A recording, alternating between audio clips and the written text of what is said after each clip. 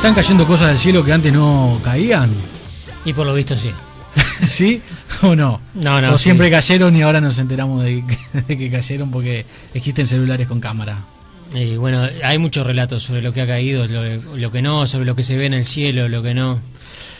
Andrea Sánchez es profesora licenciada en Astronomía, asistente de grado 2 del Departamento de Astronomía de la Facultad de Ciencias. ¿Qué tal, Andrea? Buen día. Buen día para ustedes y para la audiencia, ¿cómo están? Muchas gracias por atendernos. No, por favor, a las órdenes. ¿Cuál es la respuesta a esa pregunta que yo hacía en tono de broma? Bueno, en realidad eran muchas preguntas, ¿no? Sí. La primera es que históricamente sí han caído objetos a lo largo de la historia de la Tierra, pero no es algo que esté cayendo de manera continua, ¿verdad?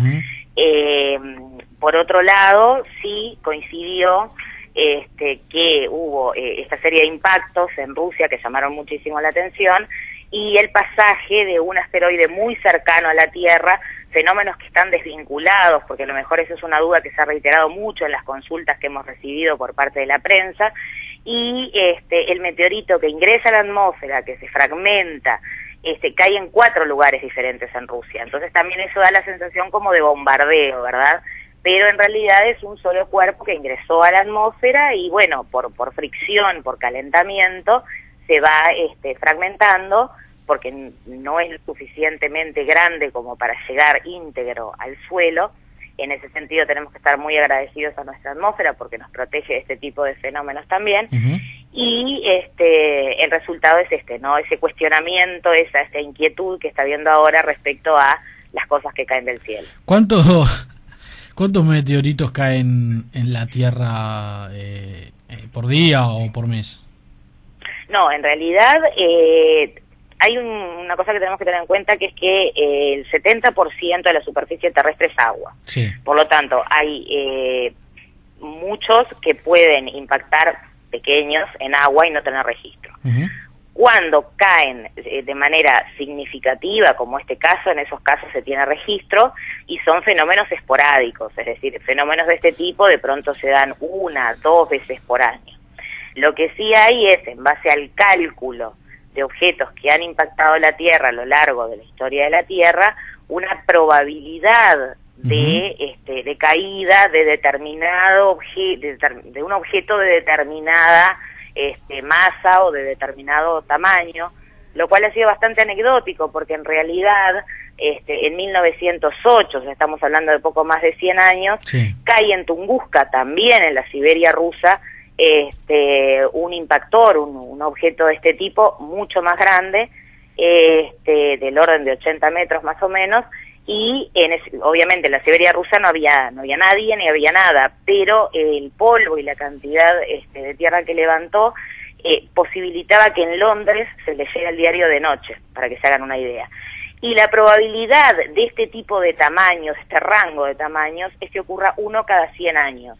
Y vuelve a ocurrir en Rusia además. Por eso todos estos comentarios que están circulando por Facebook y por todo lo demás, por todas las redes sociales, de bueno, otra vez les tocó a los rusos. Bueno, es bastante grande Rusia, ¿no? También eso en cuanto a probabilidades, sí, tienen un buen porcentaje de la misma, ¿no?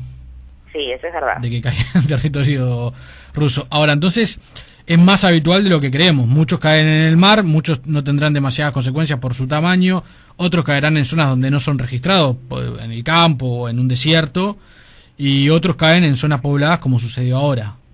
Claro, la clave siempre es el tamaño, porque en función del tamaño es la energía asociada que tiene cuando pega contra la superficie o cuando, como en este caso, que no llegó a pegar contra la superficie, pero generó una onda expansiva que determinó daños. Cuando digo onda expansiva, todos estamos acostumbrados a ver en las películas cuando estalla una bomba y el protagonista de la película vuela por efecto de esa onda expansiva, de esa bomba que estalla.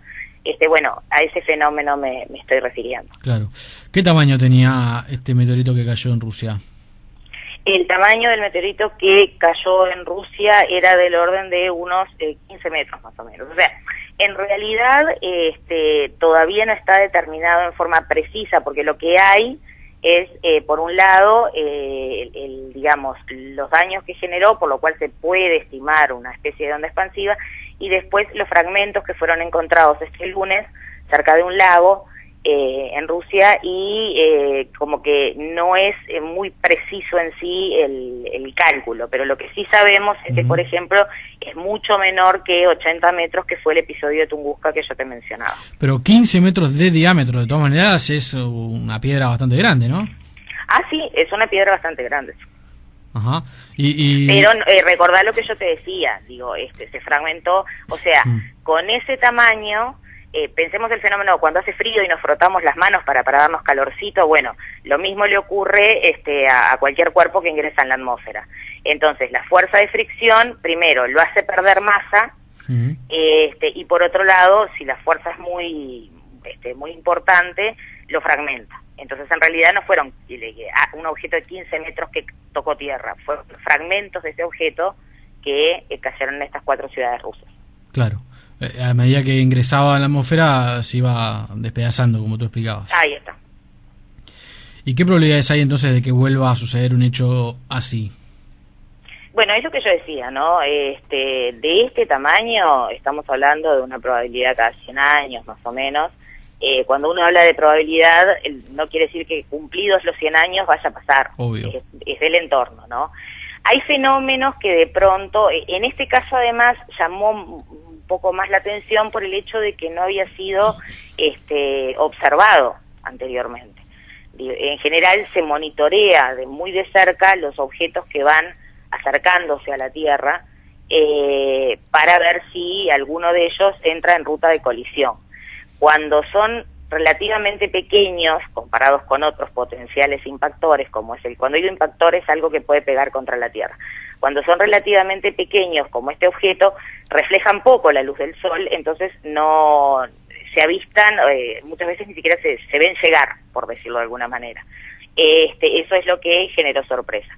Lo que sí estamos todos muy acostumbrados y hay, digamos, fechas claves en las que ocurre, son las famosas lluvias de estrellas fugaces, pero ahí estamos hablando de material muy, muy pequeño, restos de cometas que pasaron y quedaron en la órbita terrestre, y que cuando la Tierra pasa por ese lugar, bueno, entonces ahí vemos esas estrellas fugaces que en realidad también son objetos que están entrando a la atmósfera de la Tierra, pero obviamente no hay riesgo ninguno de impacto y son muchísimo menores, ¿no?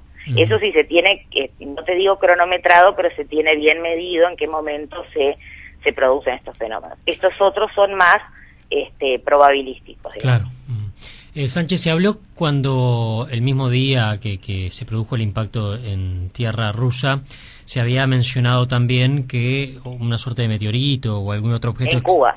Sí, pero que había pasado cerca de la Tierra. No sé si en Cuba también cayó uno. No, perdón, yo me adelanté a tu pregunta, no, porque también hubo consultas varias por aparentemente un objeto que había impactado en Cuba, pero no, eso se descartó. Y además los horarios no coincidían. Sí, el meteorito que vos mencionás, y ese sí es, en realidad no, el término no es meteorito, es asteroide. Asteroide. Es el 2012 DA14, ese es el término técnico que se le pone, probablemente en algún momento tenga un nombre más coloquial, y en el caso de este asteroide, ahí sí estamos hablando de 45 metros de diámetro, entre 45 y 90, no estaba bien determinado el tamaño, pero pasó muy cerca de la Tierra, es decir, pasó, para que te hagas una idea, a 34.000 kilómetros de la Tierra. Cuando yo digo 34.000 kilómetros, capaz que no significa nada, pero hay sondas meteorológicas que, por ejemplo, están a mayor altura que eso. Y una de las cosas que a veces se tiene en cuenta es, bueno, si pasa más cerca de la distancia a la que está la Luna. La Luna, redondeando, son 300.000 kilómetros de distancia a nosotros, y en este caso estamos hablando de 34.000 kilómetros, o sea, un pasaje cercano. De hecho, desde que se vienen monitoreando estos objetos, fue el pasaje más cercano de un objeto a la Tierra.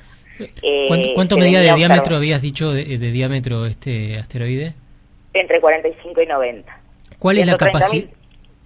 Perdón. Dime tú, perdón. No, iba a decir que el otro dato son 130.000 toneladas, o sea, pesadito. Claro. ¿Qué capacidad de daño tiene un asteroide de esas características? O sea, al impactar con la Tierra, ¿no? En el caso de que hubiera impactado, está en la categoría de una... La palabra catástrofe suena espantosa, pero se utiliza ese término como término técnico, ¿no? O sea, de consecuencias a nivel global.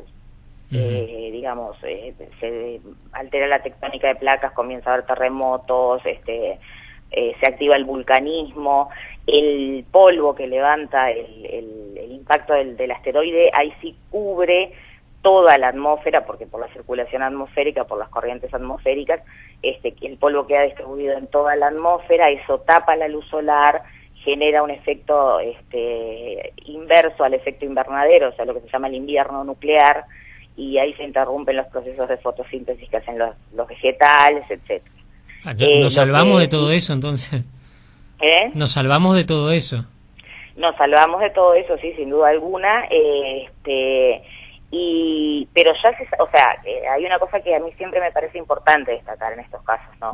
Los objetos potencialmente que crucen la órbita de la Tierra están siendo monitoreados desde el 97, 98, por un programa en particular que se llama Space Guard, Guardianes del Espacio, donde interviene NASA, interviene la Agencia Espacial Europea, intervienen científicos de todo el mundo, distintos observatorios de todo el mundo,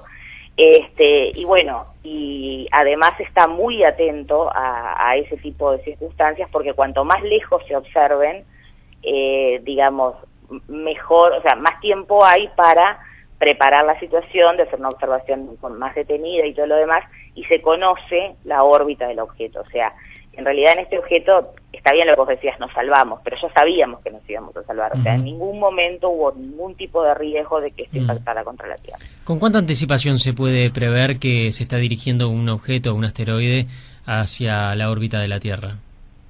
En algunos casos años, en otros casos meses.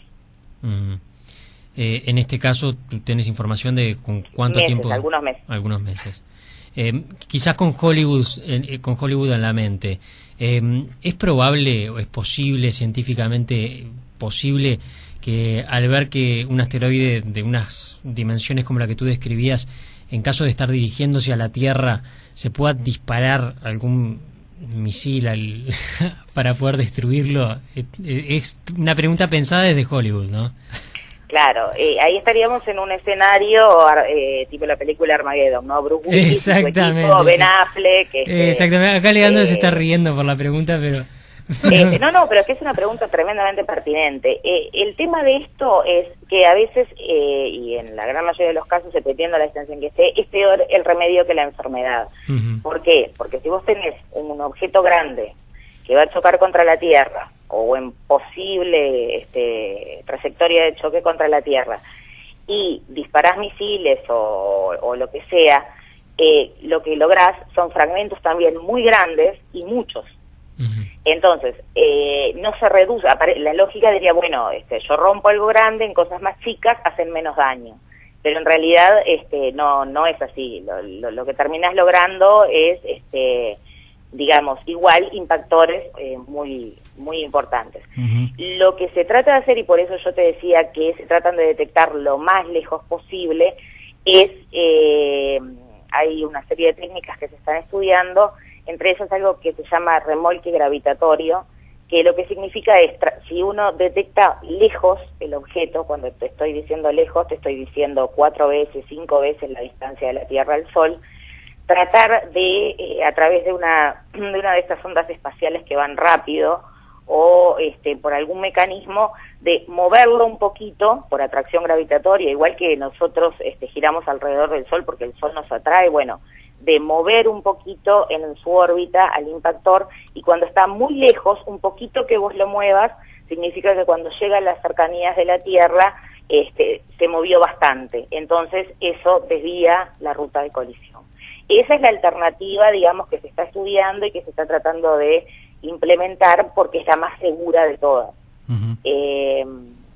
Y bueno, en principio también la idea esta hollywoodense no es una idea, digamos, meramente hollywoodense, se manejó en muchos momentos esa posibilidad pero bueno, los cálculos se hicieron y el daño fue peor. ¿Cuál es la diferencia entre meteorito y asteroide? Pregunta aquí un oyente.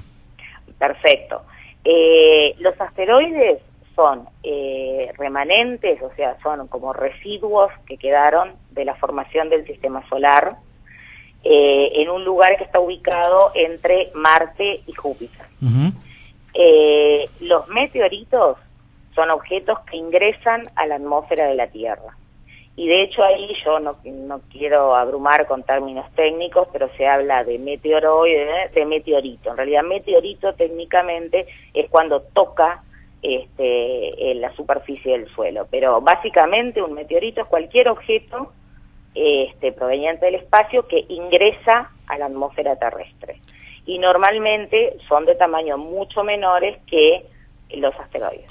Pero ambos pueden tocar la superficie terrestre. Ambos pueden tocar la superficie terrestre. Lo que pasa que si lo que toca la superficie terrestre es un asteroide de 10 kilómetros, como ocurrió con la famosa extinción de los dinosaurios, en realidad vos tenés, el peligro es una extinción masiva, digamos, ¿no? Y por otro lado, los asteroides están en una especie de cinturón, podríamos decir, que está estable orbitando alrededor del Sol. ¿Qué es lo que puede ocurrir? Que por algún fenómeno eso se perturbe y un meteorito ingrese hacia lo que se llama el sistema solar interior, o sea, hacia la zona de la Tierra, Venus y Mercurio, y pueda impactar con la Tierra. Pero son objetos que en sí están mucho más estables en su órbita, en su recorrido alrededor del Sol. ¿Se pudo haber evitado esta cantidad de heridos que hubo en Rusia? Estamos hablando de más o menos 1.100 heridos. No, no, porque en realidad la gran mayoría de los heridos fue porque la onda expansiva generó roturas de vidrios. Claro. Y entonces eso generó, porque a ver, los primeros reportes eran 400 heridos, después 500 heridos. Y bueno, se empieza a contabilizar de pronto como herido una persona que llega con una cortadura que eventualmente te la podés hacer en tu casa porque se te rompió un vidrio. Eso no le quita, digamos, el daño que la persona recibió, pero quiero decir, la gran mayoría de heridos fue por la rotura de ventanas y los cortes con vidrios. Entonces, digamos, en la medida en que las ventanas están hechas de vidrio, no. Si las ventanas hubieran sido de otro material o lo que fuere, sí, pero digo, es una cosa que, digo, si hubiera pasado en Uruguay, se hubieran roto también ventanas de vidrio, ¿no? Claro, sí. Bien, Andrea, gracias por estos minutos, muy amable. No, por favor, gracias a ustedes. Muy amable. La profesora Andrea Sánchez es licenciada en Astronomía, asistente de grado 2 del Departamento de Astronomía de la Facultad de Ciencias.